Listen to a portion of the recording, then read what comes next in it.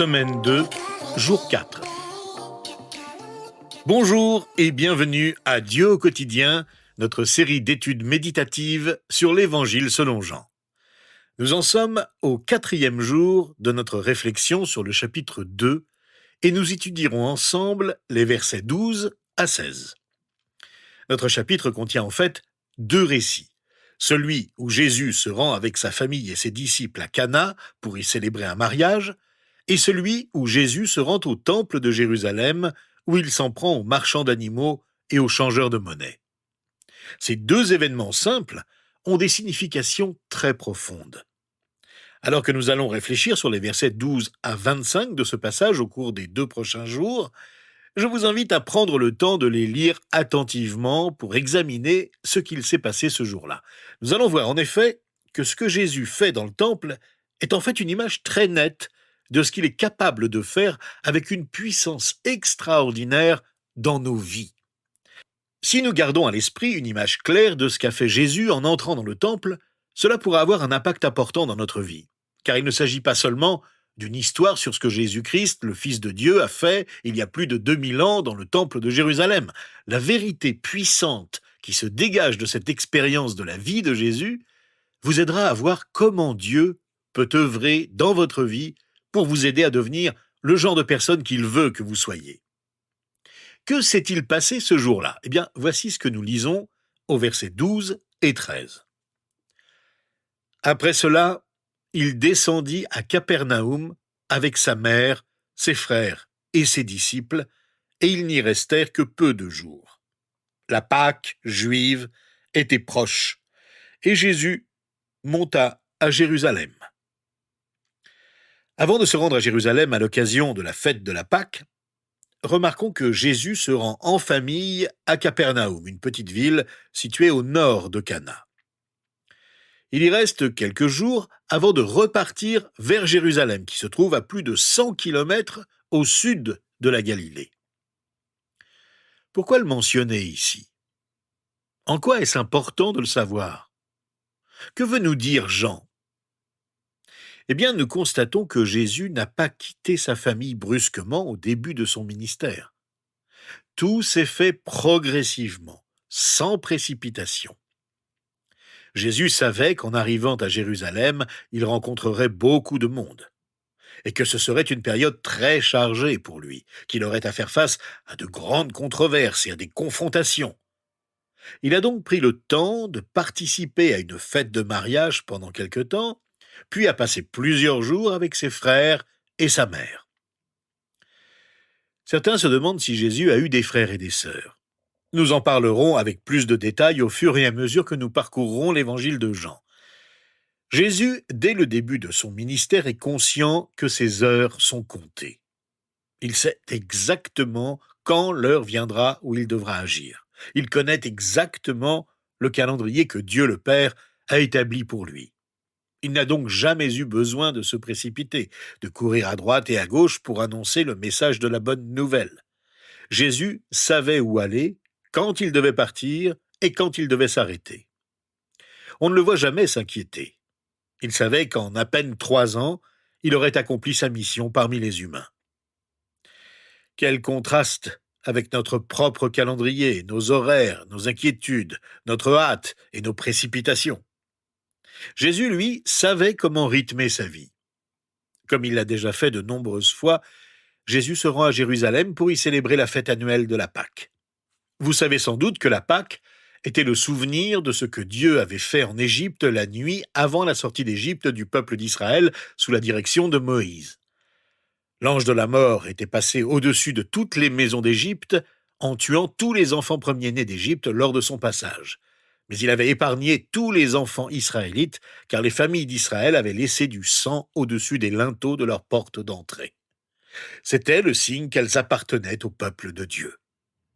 La fête de la Pâque, qui célèbre cette délivrance depuis, attirait des foules entières vers Jérusalem.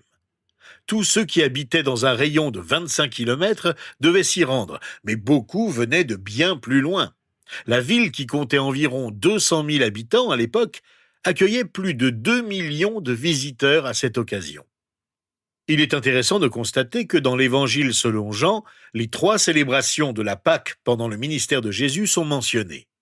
Ici au chapitre 2, verset 13, puis plus tard au chapitre 6, verset 4, juste après le miracle de la multiplication des pains, et enfin au chapitre 12, verset 1, juste avant la mort de Jésus. La célébration de la Pâque occupe donc une place importante dans cet évangile.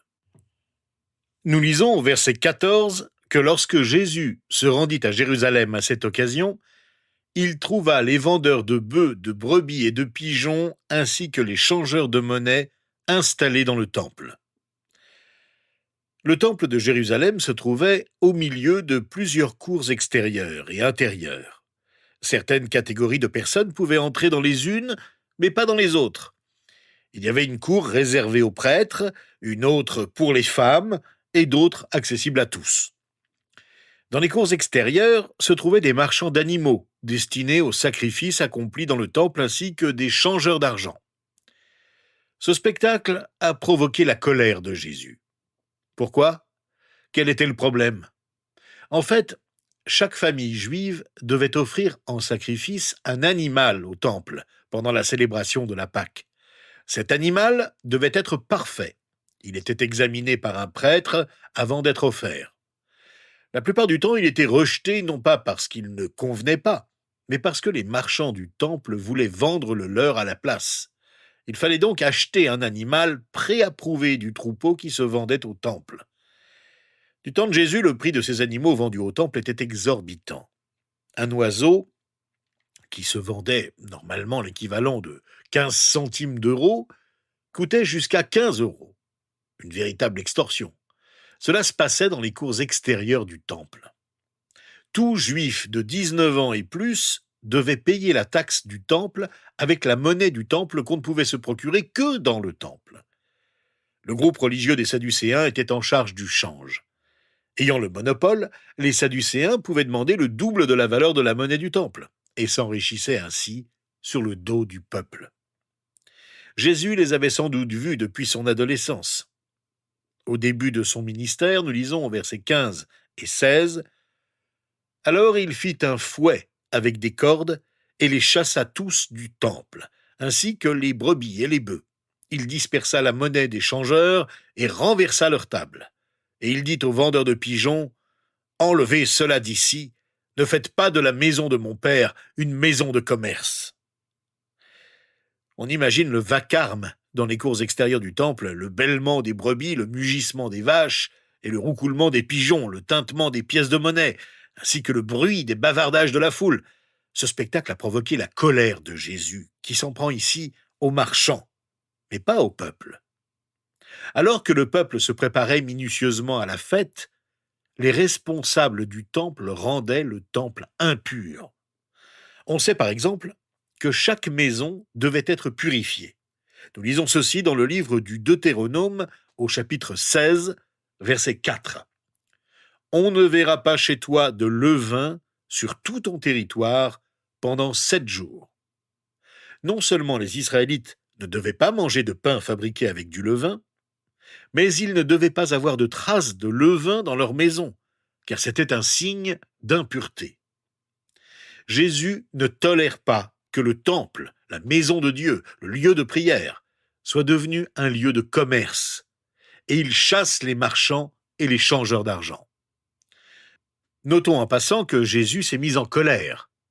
Nous savons que Jésus n'a jamais péché, et donc que sa colère n'est pas une faute. Qu'apprenons-nous donc à ce sujet ici ? Eh bien, 3 choses. Premièrement, il y a des moments où il est normal et juste d'être en colère. Certains faits nous fâchent et doivent être confrontés. Il ne s'agit pas de faits qui nous concernent personnellement, de ce qu'on peut nous faire, mais de choses qui sont importantes aux yeux de Dieu et qui ont une valeur éternelle. Nous nous mettons souvent en colère pour des raisons égoïstes. Mais il y a des moments où il est juste d'exprimer sa colère. Et Jésus nous en montre un ici. Notons que c'est une rare occasion et qu'elle est pleinement justifiée.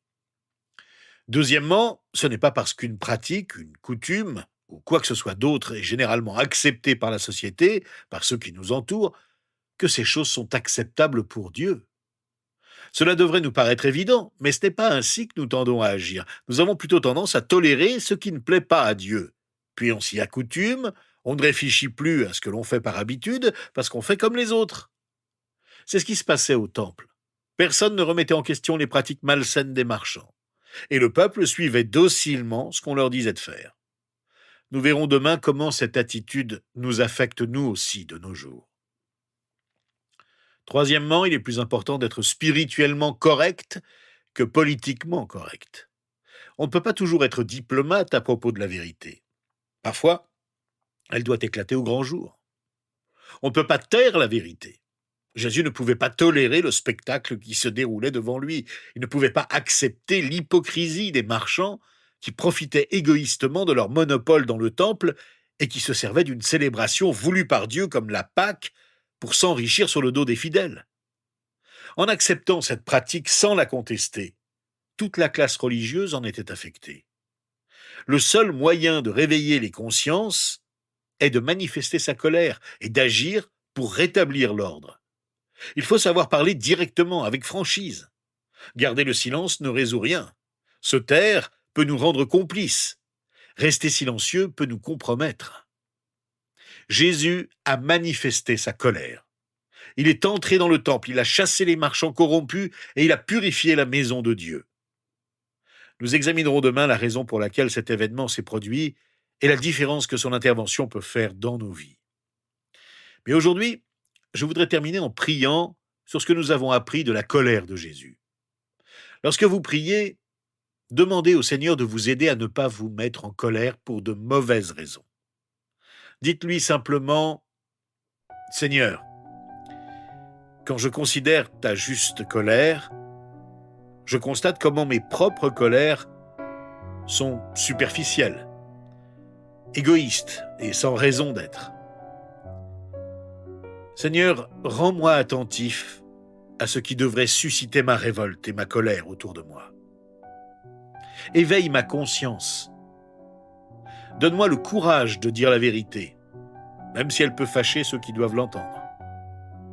Je ne peux pas changer le cœur des gens qui font le mal, toi seul peux le faire. Mais permets que je ne me taise pas lorsque je devrais au contraire dire haut et fort la vérité. Aide-moi à ne pas avoir peur de parler de toi quand ton nom est bafoué, surtout dans l'Église, où de nombreux dirigeants ne suivent plus ton enseignement et entraînent ceux qui t'appartiennent dans de mauvaises voies et dans l'erreur.